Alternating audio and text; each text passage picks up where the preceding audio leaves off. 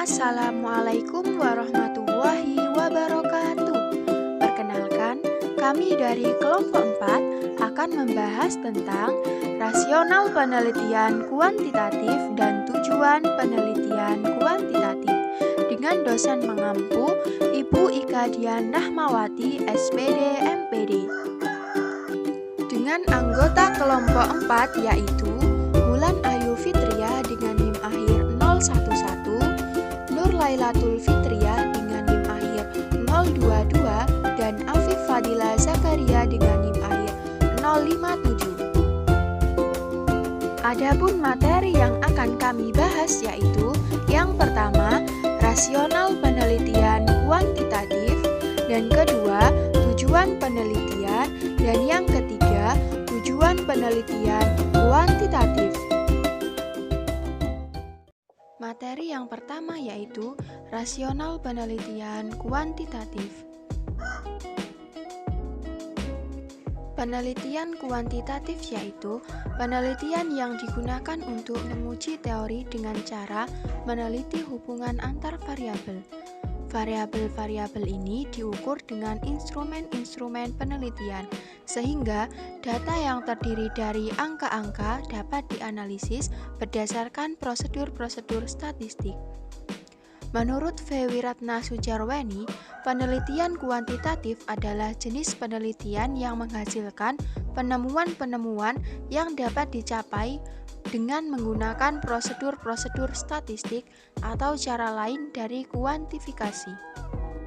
Pendekatan kuantitatif merupakan salah satu upaya pencarian ilmiah atau scientific inquiry yang didasari oleh filsafat positivisme logical positivisme yang beroperasi dengan aturan-aturan ketat mengenai logika, kebenaran, hukum-hukum, dan prediksi. Fokus pada penelitian kuantitatif diidentifikasikan sebagai proses kerja yang berlangsung secara ringkas, terbatas, dan memilah-milah permasalahan menjadi bagian yang dapat diukur atau dinyatakan dalam angka-angka.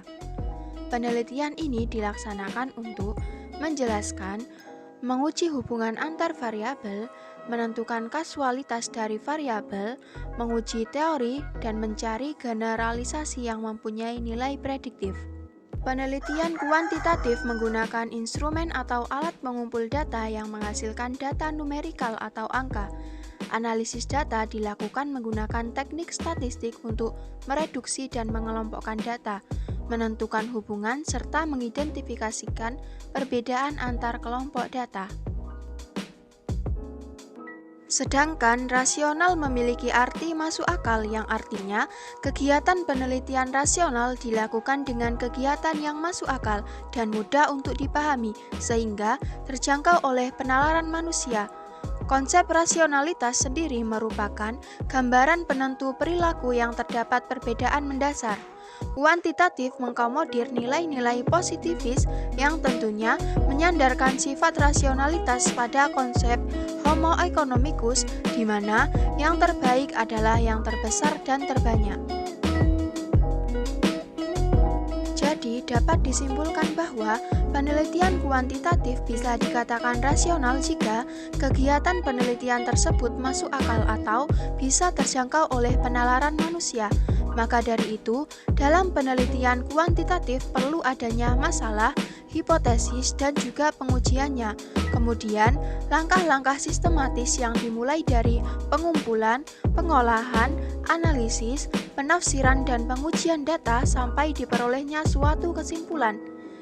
Informasi dikatakan empiris jika sumber data menggambarkan fakta yang terjadi, bukan sekedar pemikiran atau rekayasa peneliti. Penelitian menggabungkan cara berpikir rasional yang didasari oleh logika atau penalaran dan cara berpikir empiris yang didasari oleh fakta atau realita. Pada video tersebut menjelaskan bahwa pandemi COVID-19 memberikan dampak yang sangat besar terhadap pendidikan di Indonesia. Pandemi ini membuat Kementerian Pendidikan mengeluarkan kebijakan dengan mengganti kegiatan proses belajar mengajar tatap muka menjadi daring atau dalam jaringan. Pembelajaran menggunakan sistem ini terkadang menimbulkan banyak masalah dan juga menimbulkan tekanan baik fisik maupun mental bagi siswa, guru, dan orang tua. Bahkan, sekolah juga sulit membuat tolak ukur capaian pembelajaran yang sama dengan kondisi pandemi ini. Terkadang, beberapa materi yang belum selesai disampaikan, guru menggantinya dengan memberikan tugas. Hal inilah yang menjadi keluh kesah bagi para siswa karena merasa bahwa tugas tersebut terlalu banyak, sehingga tak jarang tugas yang diberikan kepada siswa malah dikerjakan oleh orang tuanya. Di sisi lain, dampak dari pembelajaran daring ini memungkinkan siswa untuk tidak disiplin dalam belajar. Terkadang, siswa malah lebih banyak bermain handphone dibandingkan memahami materi yang telah diberikan guru. Hal inilah yang menyebabkan motivasi belajar siswa menurun akibat banyaknya bermain game yang ada di HP. Oleh karena itu, motivasi belajar yang kuat harus dimiliki dalam diri siswa, supaya siswa lebih semangat meskipun pembelajaran dilakukan di dalam jaringan. Dan jika motivasi belajar siswa rendah, maka akan menyebabkan kemalasan belajar sehingga prestasi belajar juga turun. Dari kasus tersebut, maka peneliti dapat membuat judul penelitian kuantitatif sebagai berikut: pengaruh motivasi belajar daring terhadap hasil belajar siswa. Apakah penelitian tersebut bisa dikatakan rasional? Penelitian tersebut bisa dikatakan rasional karena peneliti meneliti kasus yang benar-benar terjadi dan telah dirasakan selama beberapa tahun terakhir ini, sehingga kegiatan penelitian yang dilakukan tersebut masuk akal dan dapat terjangkau oleh akal manusia. Informasi tersebut juga bisa dikatakan empiris karena pada kasus tersebut sumber data menggambarkan fakta yang benar-benar terjadi, bukan karangan dari seorang peneliti. Dari kasus tersebut, kita dapat melakukan sebuah penelitian. Adapun rumusan masalah dari kasus tersebut adalah seberapa besar pengaruh motivasi belajar siswa terhadap hasil belajar siswa.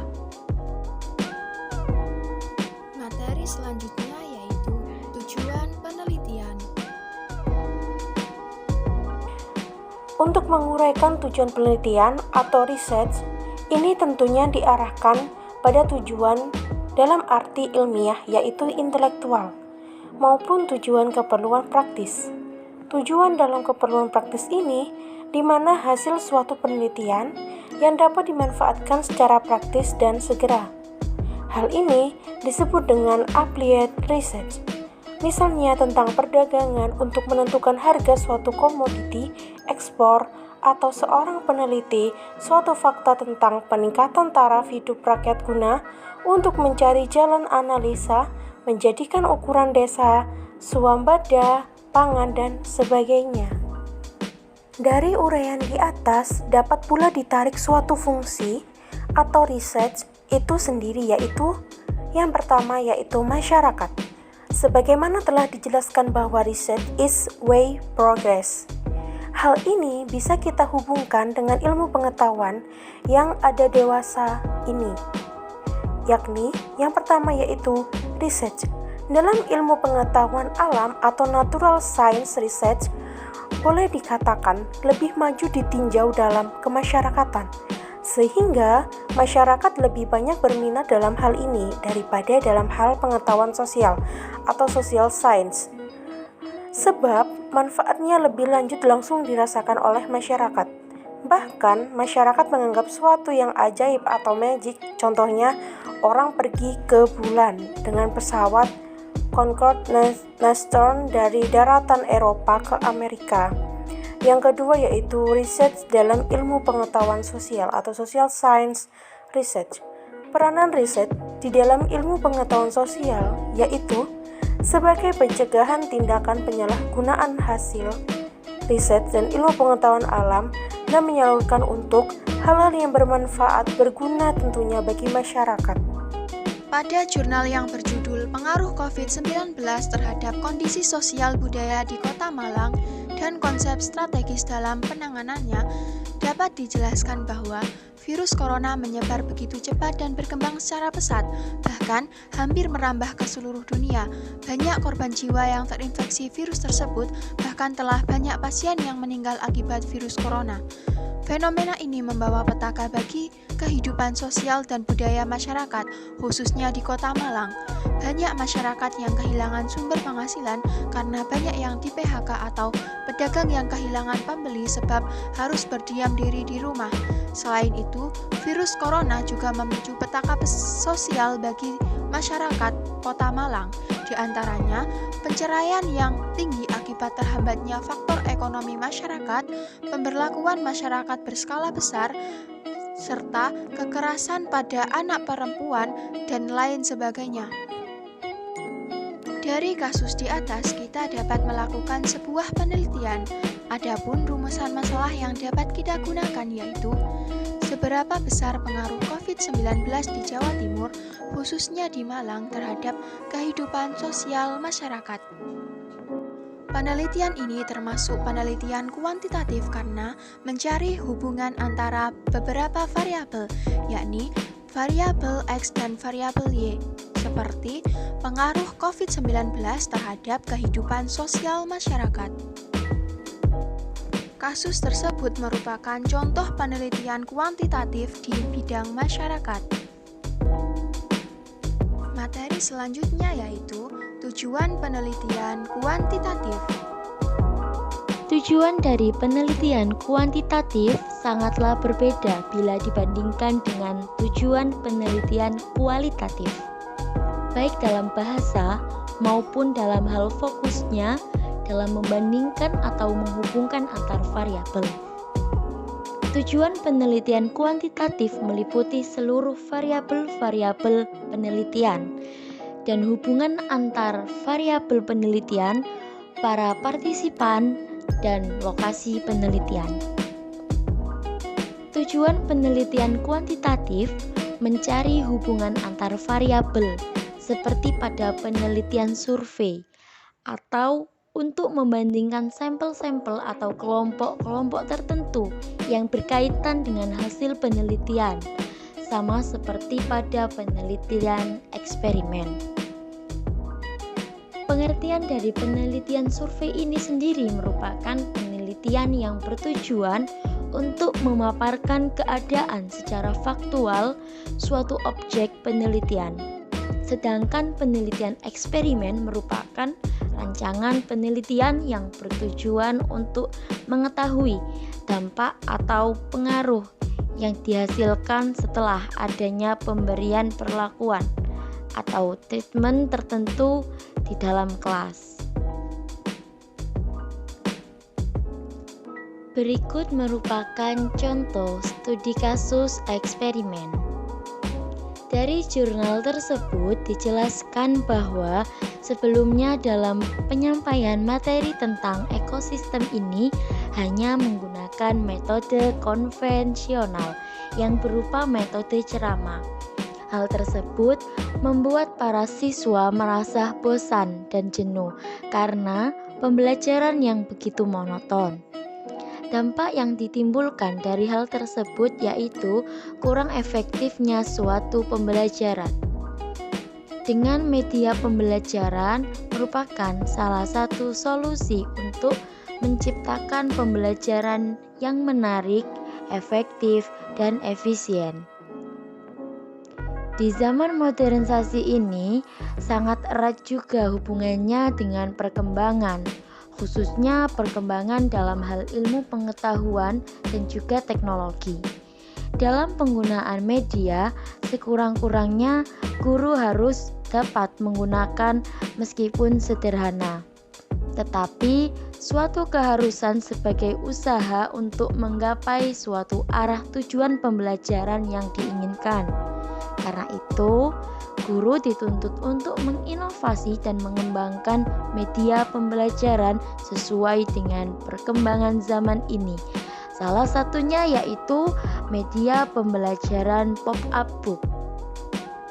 Pop-up book yaitu sebuah buku 3 dimensi yang dapat bergerak dengan membuka, menutup, dan visualisasinya menarik dengan menggunakan kertas sebagai bahan lipatan, gulungan, bentuk, roda, atau putarannya. Media pop-up book dapat memberikan kesan tersendiri kepada peserta didik. guna menarik perhatian serta dapat menambah semangat belajar peserta didik. Dari kasus tersebut, kita dapat melakukan sebuah penelitian. Adapun rumusan masalah dari kasus tersebut ialah yang pertama, adakah pengaruh penggunaan media pop-up book terhadap hasil belajar siswa? Tema ekosistem kelas 5 SDN Karangpilang 1 Surabaya. Yang kedua, bagaimana respon siswa dalam penggunaan media pop-up book terhadap hasil belajar siswa? Tema ekosistem kelas 5 SDN Karangpilang 1 Surabaya. Dari kasus tersebut, penelitian apa yang cocok untuk digunakan? Nah, penelitian yang cocok digunakan dalam kasus tersebut yaitu penelitian kuantitatif dengan studi kuasi eksperimental.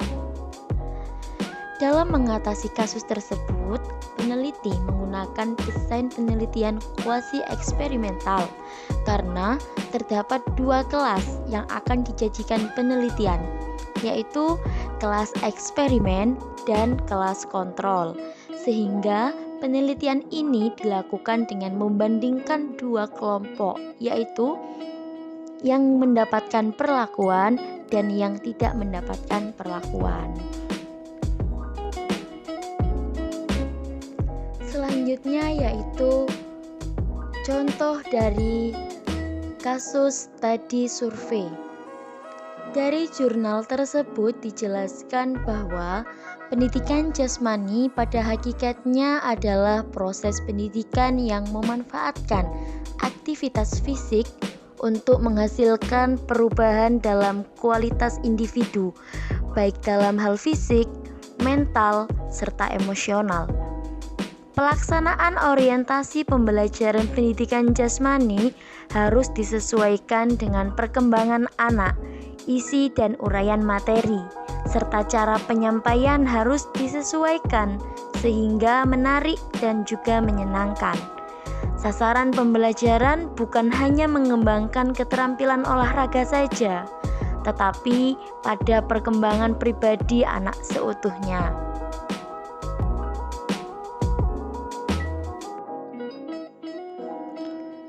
Dari kasus tersebut, kita dapat melakukan sebuah penelitian. Adapun rumusan masalah dari kasus tersebut ialah bagaimana pembelajaran pendidikan jasmani adaptif di SDLB se-Kabupaten Gunung Kidul tahun ajaran 2012-2013. Dari kasus tersebut, penelitian apa yang cocok untuk digunakan? Penelitian yang cocok digunakan dalam kasus tersebut yaitu penelitian kuantitatif dengan menggunakan studi survei. Dalam hal ini, penelitian menggunakan desain penelitian survei, yang artinya penelitian untuk menggambarkan kondisi lapangan yang sebenarnya, yaitu menggambarkan suatu keadaan tentang pelaksanaan pembelajaran pendidikan jasmani adaptif di SDLB se-Kabupaten Gunung Kidul tahun ajaran 2012-2013. Hal ini sangatlah sesuai dengan pengertian dari penelitian survei ini sendiri, yang mana penelitian survei merupakan penelitian yang bertujuan untuk memaparkan keadaan secara faktual pada objek penelitian. Cukup sekian video dari kelompok kami, kurang lebihnya kami mohon maaf yang sebesar-besarnya. Wassalamualaikum warahmatullahi wabarakatuh.